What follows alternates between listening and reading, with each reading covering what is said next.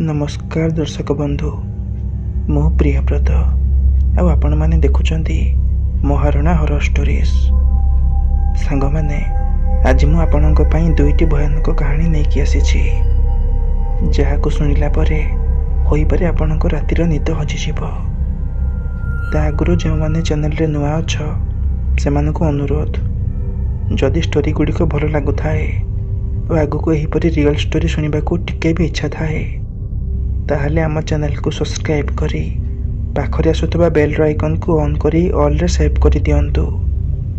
यह सहित आपण मैंने वीडियो को गोटे लाइक भी कर दिंतु। तो चलतु आउ डेरी न करी आरंभ करिबा आजिर एपिसोड। नमस्कार प्रियव्रत भाई, मो ना गुड्डू, मो घर जाजपुर रे। यही घटनाटी बहुत वर्ष तलर, मोर तो ठीक से मन भी नहीं, किंतु मु सेते बेले बहुत छोट होइथिली। मते एबे 24 वर्ष।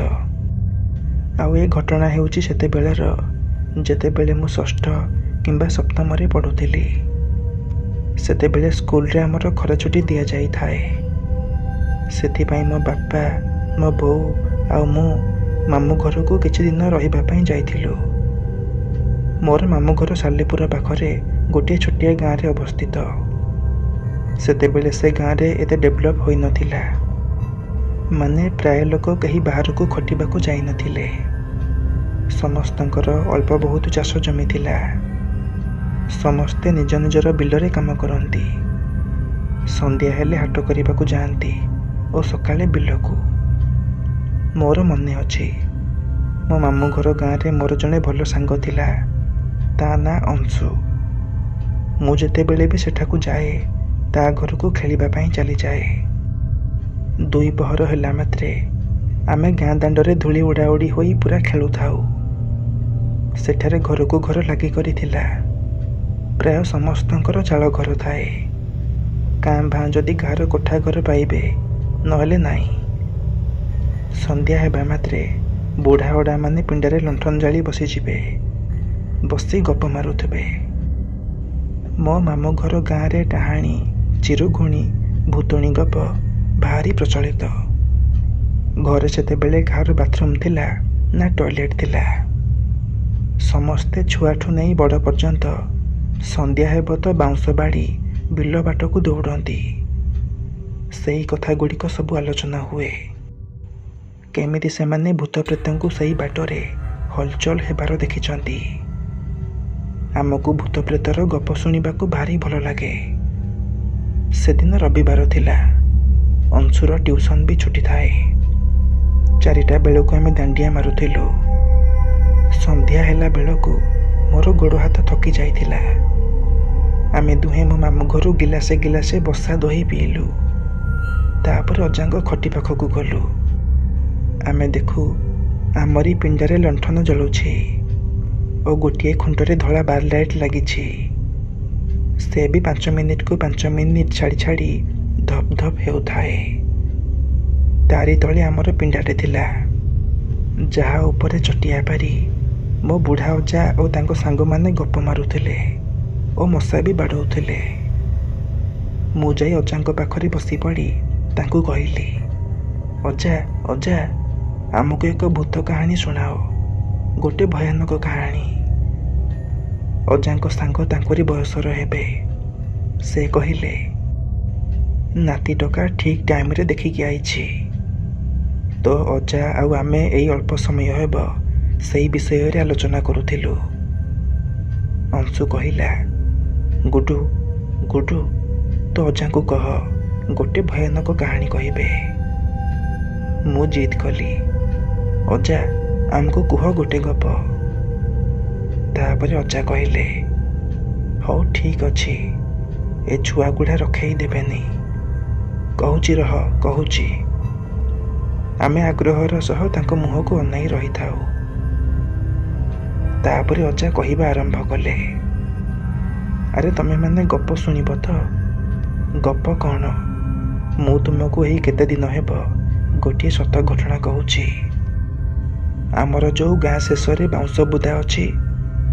मु पचारिली, अजा କୋଉଠି? ଆରେ ସେଇଠି ମ, ତମେ ସକାଳୁ ଯୋଉଠିକି ଦାନ୍ତ କାଠି ଭାଙ୍ଗିବାକୁ ଯାଅ। ମୋର ମନେ ପଡ଼ିଗଲା। ମୁଁ ଜାଣିପାରିଲି ଅଜା କୋଉ ଜାଗା କଥା କହୁଛନ୍ତି। ଆମର ଘରଟି ଗାଁର ଶେଷ ସୀମାକୁ ଲାଗିକି ଥିଲା। ବାସ୍ ଆମରି ଘରଠାରୁ 5-6ଟି ଘର ଛାଡ଼ିଲେ ସେ ବାଉଁଶ ବୁଦା ଆରମ୍ଭ ହୋଇଯାଏ। ଆମେ ସେଠାକୁ ସକାଳୁ ହାଲୁକା ହେବା ପାଇଁ ଯାଉ ଓ ସେଠାରୁ ବାଉଁଶ ଗଛରୁ ଦାନ୍ତ କାଠି ବି ଭାଙ୍ଗିକି ଆଣୁ। ମୁଁ ଅନୁଭବ କରିପାରିଲି କି ସେ ଜାଗାଟି ପୁରା ବାଉଁଶ ଗଛ ଏରିଆ। ବାଉଁଶ ବୁଦା ପରେ ଗୋଟେ ବଡ଼ ଶୁଖିଲା ନାଳ ପଡ଼ିବ। ତା ସେ ପାଖକୁ ବହୁତ ବଣ ଅଛି। ତାପରେ ଯାଇ ଆଉ ଗୋଟେ ଗାଁ ବା ସାହିର ଆରମ୍ଭ ହୋଇଥାଏ। ଅଜା ଯେଉଁ ଜାଗା କଥା କହୁଥିଲେ, ମୁଁ ସେଠାକୁ ରାତିରେ କେବେ ବି ଯାଇନଥିଲି। ତାପରେ ଅଜା ଆଗକୁ କହିଲେ, ସେଠାକୁ ମୁଁ ଥରେ ପୋଖରୀ ପାଣି ଯାଇଥିଲି। ସେତେବେଳେ ସନ୍ଧ୍ୟା ହୋଇସାରିଥିଲା। ମୁଁ ପଶିଗଲା ବେଳକୁ ଦେଖିଲି କିଛି ସ୍ତ୍ରୀ ଲୋକମାନେ ଆଗରୁ ସେଠି ବସିଛନ୍ତି। ମୋତେ ଟିକେ ଅଡ଼ୁଆ ଲାଗିଲା। ସେଥିପାଇଁ ମୁଁ ସେ ଶୁଖିଲା ନାଳରେ ପଶି ସେ ପାଖକୁ ଚାଲିଗଲି। ତାପରେ ଗୋଟେ ଭଲ ଜାଗା ଦେଖି ସେଠି ମୁଁ ମୋ କାମ ସାରିଲି। ମୁଁ ଉଠିଛି ତ, ମୋ ପଛରେ ଶୁଖିଲା ପତର ପାଦ ତଳେ ମଡ଼ ମଡ଼ ହେବା ପରି ଆବାଜ ଆସିଲା। ମୁଁ ହଠାତ୍ ଚମକି ପଡ଼ିଲି। ତାପରେ ଗୋଟେ ଗଛ ଉଆଡ଼ରୁ ମୋତେ କିଏ ଆସିଲା ପରି ଦେଖାଗଲା। ମୁହଁ ଅନ୍ଧାର ହୋଇସାରିଥାଏ। ଦୂରରୁ ସେ କିଏ ମୋତେ ଠିକ୍ ସେ ଦେଖାଗଲା ନାହିଁ, କିନ୍ତୁ ତା ହାତରେ ଜଳୁଥିବା କାଠି ଆଲୁଅକୁ ମୁଁ ଦେଖିପାରୁଥିଲି। ସେ ଆଲୁଅ କରି କରିକା ମୋ ଆଖି ଆଗରେ ପାସ୍ କଲା। ମୁଁ ଜାଣିଥିଲି ସେ କିଏ ହୋଇଥିବ। ସେଥିପାଇଁ ମୋ ଡରରେ ସେ ମୋତେ ଦେଖିବା ଆଗରୁ ମୁଁ ଗୋଟେ ଛୋଟିଆ ବରଡ଼ା ଗଛ ମୂଳେ ଲୁଚି ପଡ଼ିଲି। ନିଶ୍ଚୟ ସେ ଜଣେ ସ୍ତ୍ରୀ ଲୋକ ଥିଲା। କାଠି ଆଲୁଅରେ ତାର ଶାଢ଼ୀ ନୀଳ ନାଲି ଚମକୁଥାଏ ଓ ତାର କାନି ଲମ୍ବା ଭାବେ ପଛରେ ଘୁଷୁରି ଘୁଷୁରି ତା ପଛରେ ଯାଉଥାଏ। ତାର ଚୁଟି ଅଡ଼ୁଆ ଥିଲା। ତା ମୁହଁକୁ ମୁଁ ଦେଖିପାରିଲି ନାହିଁ। ମୁଁ ଖାଲି ସାଇଡ୍ରୁ ଟିକିଏ ଦେଖିଛି। ଯଦି ସେ ମୋତେ ଦେଖି ଦେଇଥାନ୍ତା ତାହେଲେ ବଡ଼ ଅସୁବିଧାରେ ମୁଁ ପଡ଼ିଯାଇଥାନ୍ତି। ମୁଁ ତା ଆଡ଼କୁ ନଜର ରଖିଲି, ଯେମିତି ସେ ମୋ ଆଡ଼କୁ ନ ଆସୁ। ମୁଁ ଦେଖୁଥାଏ ସେ କାଠି ଆଲୁଅ ନେଇ ନାଳ କୂଳକୁ ଗଲା ଓ ସେଇଠି ସେ ବସି ନିଆଁକୁ ଜାଳିଲା। ମୁଁ ଏପଟେ ଅସ୍ତବ୍ୟସ୍ତ ହୋଇଗଲି। ପାଣି ସାରିବା ଦୂରର କଥା, ସେ ଏବେ ମୋ ଫେରିବା ବାଟରେ ବସି ନିଆଁ ଜାଳୁଛି। ମୁଁ ଘରକୁ କେମିତି ଯିବି, ମୋର ସେଇ ଚିନ୍ତା। ଆମେ ଆଗରୁ ବି ତାକୁ ନାଳ ସେ ପାଖରେ ବସି ନିଆଁ ଜାଳିବାର ବହୁତ ଥର ଦେଖିଛୁ। ସେଥିପାଇଁ ଗାଁର କୌଣସି ଲୋକ ନାଳ କ୍ରସ୍ କରି ସେ ପାଖକୁ ଆସନ୍ତି ନାହିଁ। ମୋତେ ଜୋରରେ ତରତରିଆ ଲାଗିଥିଲା ବୋଲି ମୁଁ ସେ ପାଖକୁ ଚାଲି ଯାଇଥିଲି। ମୁଁ ବୁଦ୍ଧି ଶିଖିଲି। ଏବେ କ'ଣ କରିବି ସେଇ ଚିନ୍ତା। ତାପରେ ଆମେ ପଚାରିଲୁ, ଅଜା, ତାହେଲେ ତମେ ତା କବଳରୁ ଖସିକି ଆସିଲ କେମିତି? ଆଉ ତ ବାଟ ନଥିଲା, ତମେ କେମିତି ଆସିଲ? ତାପରେ ଅଜା ହସିଲେ ଓ କହିଲେ, ରେ ନାତି ଟୋକା, ତୋ ଅଜାକୁ କ'ଣ ତୁ ଛେରୁଆ ଭାବୁଛୁ? ତାପରେ ସେ କାହାଣୀ ଆଗକୁ ଜାରି ରଖିଲେ। ମୁଁ ଜାଣିଥିଲି ସେଟା ଗୋଟେ ଚିରୁଗୁଣୀ କିମ୍ବା ଡାହାଣୀ ହୋଇଥିବ। ନିହାତି ଏଠିକୁ ଗୁହ ଚରିବାକୁ ଆସିଥିବ। ମୋ ବୁଢ଼ୀମା କୁହେ ସେମାନେ ମଣିଷ ଦେଖିଲେ ତାକୁ ମାରିଦେବେ। କିନ୍ତୁ ତାଙ୍କର ବି କିଛି ନିୟମ ଅଛି। ଯଦି ତମେ ସାହସର ସହିତ ତାଙ୍କ ସାମ୍ନାକୁ ଯିବ ଓ ତାଙ୍କୁ ଗୋଟେ ସାଧାରଣ ମଣିଷ ବୋଲି ଭାବିବ, ତାହେଲେ ସେମାନେ ତୁମକୁ ଡରିବେ। ଯଦି ସେ ମୁହୂର୍ତ୍ତରେ ତାଙ୍କୁ ଭୂତ ପ୍ରେତ ଭାବି ଡରିଗଲ, ତାହେଲେ ଖେଳ ସେଇଠି ସରିଗଲା। ସେ ତୁମ ଡରକୁ ଖାଇବେ ଓ ଶକ୍ତିଶାଳୀ ହୋଇଯିବେ। ତୁମକୁ ସେଠାରେ ମାଡ଼ିଦେଇ ତୁମ ରକ୍ତ ପିଇଯିବେ। ମୁଁ କ'ଣ କରିଥିଲି ନା, ଖଣ୍ଡିଏ ବାଡ଼ି ଧରି ସାହସ କରି ତା ଆଗକୁ ବଢ଼ିଲି। ମୁଁ ଖଣ୍ଡିଏ ବାଉଁଶର ବଙ୍କୁଲି ବାଡ଼ି ଧରିଥାଏ ଓ ପାଟିରେ ବିଡ଼ି ପୁରାଇ ତା ଆଡ଼କୁ ସାହସର ସହ ବଢ଼ିଲି। ସେ ମୋତେ ଦୂରରୁ ଆସୁଥିବାର ଦେଖୁଥିଲା। ଯେମିତି ମୁଁ ତାର ପାଖରେ ହୋଇଛି, ସେମିତି ତା କାନି ତଳେ କିଛି ଲୁଚାଇ ଦେଲା। ମୁଁ ଭଲସେ ଦେଖିପାରିଲି ନାହିଁ। ବୋଧହୁଏ ସେ ତାର ଛୁଆ ଥିଲା। ଭିତରେ ମୁଁ ବହୁତ ଡରି ଯାଇଥିଲି। ମୁଁ ପ୍ରଥମ ଥର ପାଇଁ ସେ ଜନ୍ତୁମାନଙ୍କର ଏତେ ପାଖକୁ ଯାଇଥିଲି। ତାଙ୍କ ଚେହେରାକୁ ମୁଁ ପାଖରୁ ଦେଖିଛି। ଚାରିଆଡ଼େ କଟାମଟା ଚିହ୍ନ ଓ ଘା ହୋଇଥିଲା।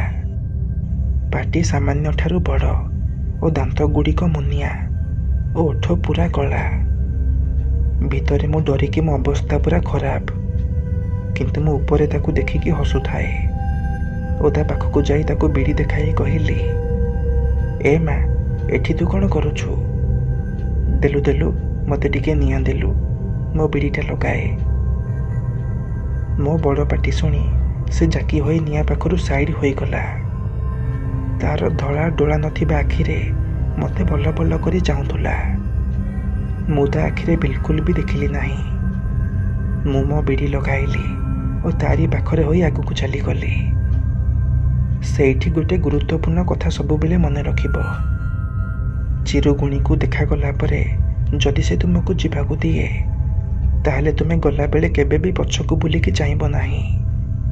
ଯଦି ଚାହିଁଦିଅ ତାହେଲେ ଅସୁବିଧା।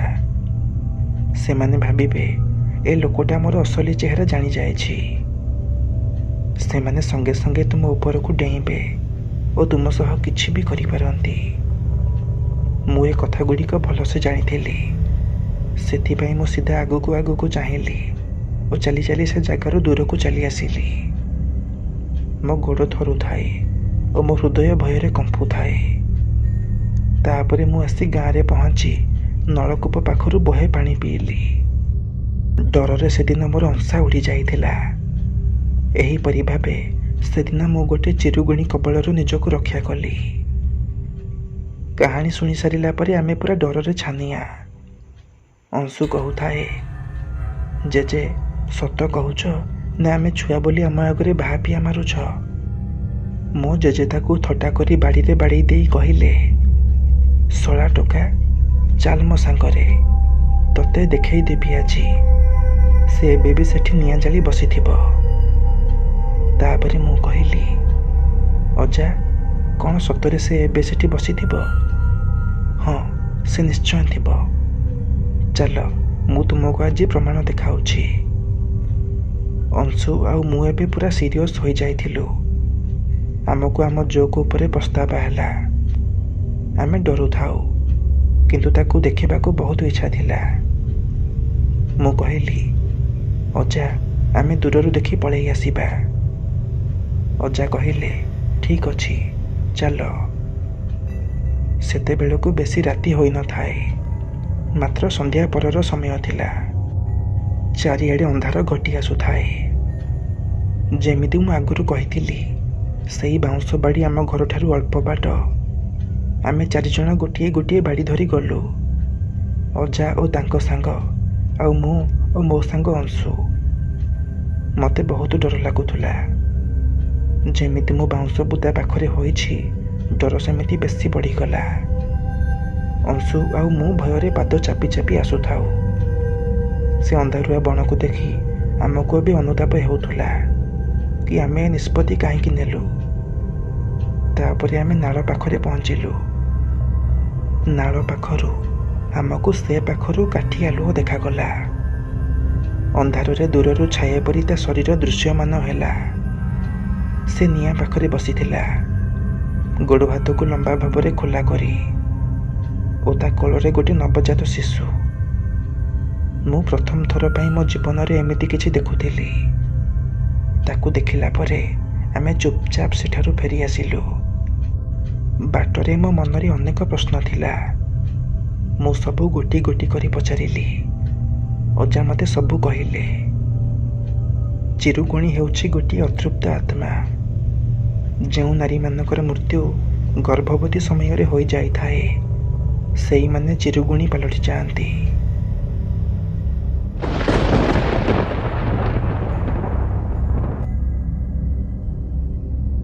ନମସ୍କାର, ମୋ ନାଁ ହରି। ଏହା ମୋର ହଷ୍ଟେଲର ଘଟଣା। ଦେଖନ୍ତୁ, ଆମ ହଷ୍ଟେଲଟି ଗୋଟିଏ ଅଡ଼ୁଆ ଜାଗାରେ ଅବସ୍ଥିତ। ଠିକ୍ ଆମ ହଷ୍ଟେଲର ପଛପଟେ ଗୋଟେ ବଡ଼ ରେଲୱେ ପଟ୍ରୀ ଯାଇଛି। ଏଥିପାଇଁ ଆମକୁ ସବୁଦିନ ଅସୁବିଧା ସହିବାକୁ ପଡ଼ିଥାଏ।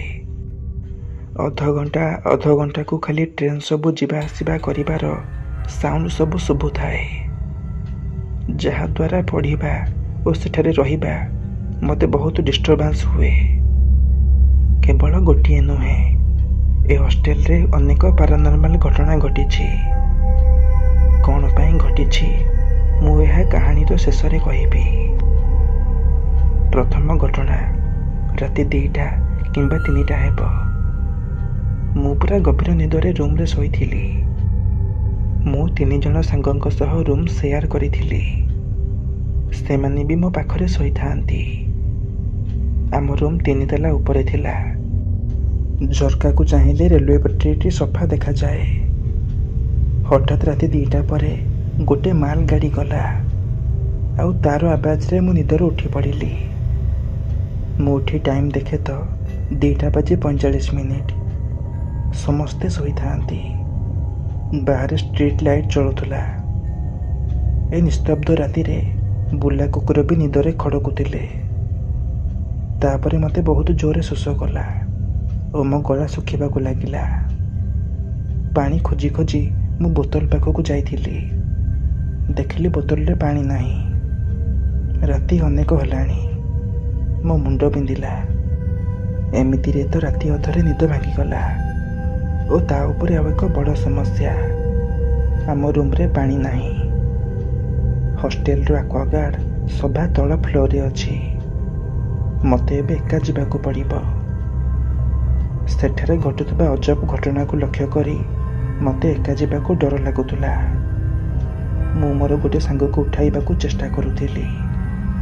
ସେମାନେ କେହି ବି ରାଜି ହେଲେ ନାହିଁ ମୋ ସହ ତଳକୁ ଯିବାକୁ। ବାଧ୍ୟ ହୋଇ ମୁଁ ଏକା ଯିବାକୁ ନିଷ୍ପତ୍ତି ନେଲି। ମୁଁ ଡରି ଡରି ଏକା ଅନ୍ଧାରୁଆ ଫ୍ଲୋରରେ ଚାଲୁଥାଏ, ଯାହା ପୁରା ସୁନସାନ ଓ ନୀରବ ଥିଲା। ତାପରେ ମୁଁ ଯାଇ ଆକ୍ୱାଗାର୍ଡ ଥିବା ରୁମ୍ରେ ପହଞ୍ଚିଲି। ତାପରେ ମୁଁ ସେ ରୁମ୍ର ଲାଇଟ୍ ଅନ୍ କରେ, କିନ୍ତୁ ଲାଇଟ୍ ଅନ୍ ହେଲା ନାହିଁ। ହଷ୍ଟେଲ କଥା, ପିଲାମାନେ ସେ ଲାଇଟ୍ ସୁଇଚକୁ ବାରମ୍ବାର ଅନ୍ ଅଫ୍ କରି ବଲ୍ବ ଫ୍ୟୁଜ୍ କରିଦେଇଥିଲେ। କ'ଣ କରିବି?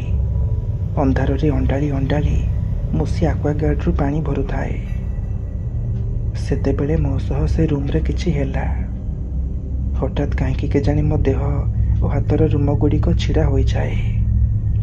ତାପରେ ମୋ ନଜର ସେ ରୁମ୍ର ଗୋଟେ କୋଣକୁ ଯାଏ, ଆଉ ସେ କୋଣରେ ମୁଁ ଦେଖିବାକୁ ପାଏ ଗୋଟେ ମଧ୍ୟମ ବୟସର ମହିଳା ଚୁଟି ଆଗକୁ ପକାଇ ଚୁପଚାପ ଛିଡ଼ା ହୋଇ ମୋତେ ଦେଖୁଛି। ମୋ ହାତ ଥରିବାକୁ ଲାଗିଲା। ମୁଁ ତାକୁ ଅଣଦେଖା କଲି ଓ ବୋତଲରେ ପାଣି ଭରିଲି, କିନ୍ତୁ ସେ ତାର ଗୋଟିଏ ଜାଗାରେ ଏବେ ବି ମୂର୍ତ୍ତି ପରି ଛିଡ଼ା ହୋଇ ମୋତେ ଦେଖୁଥିଲା। ମୁଁ ଶୀଘ୍ର ଶୀଘ୍ର ପାଣି ଭରି ଦୌଡ଼ିକି ସେ ଆକ୍ୱାଗାର୍ଡ ରୁମ୍ରୁ ବାହାରି ଆସିଲି। ତାପରେ ରୁମ୍କୁ ଯାଇ ରୁମ୍ର ଝରକା କବାଟ ସବୁ ବନ୍ଦ କରି ଶୋଇପଡ଼ିଲି। ଘଣ୍ଟାଏ ଶୋଇଛି କି ନାହିଁ, ସକାଳ ହୋଇଗଲା। ଇଏ ତ ଗଲା ଗୋଟିଏ ଘଟଣା। ଆଉ ଥରେ ଆମେ ସମସ୍ତେ ବିଳମ୍ବ ରାତି ପର୍ଯ୍ୟନ୍ତ ଚେଇଁଥାଉ, କାରଣ ଆମର ଗୋଟିଏ ସପ୍ତାହ ପରେ ଏକ୍ଜାମ୍ ଥିଲା। ଆମେ ରାତି 12ଟା କିମ୍ବା 1 ରାତି ଯାଏଁ ସେତେବେଳେ ଚେଇଁ ପାଠ ପଢ଼ୁଥିଲୁ। ସେତେବେଳେ 12ଟା ପରେ ହେବ। ଆମେ ରୁମ୍ରେ 3 ଜଣ, ମୁଁ ମୋର 2 ଜଣ ସାଙ୍ଗ ସମସ୍ତେ ଚେଇଁଥାଉ ଓ କୋଶ୍ଚିନ୍ ପେପର ଡିସ୍କସନ୍ ଚାଲିଥିଲା।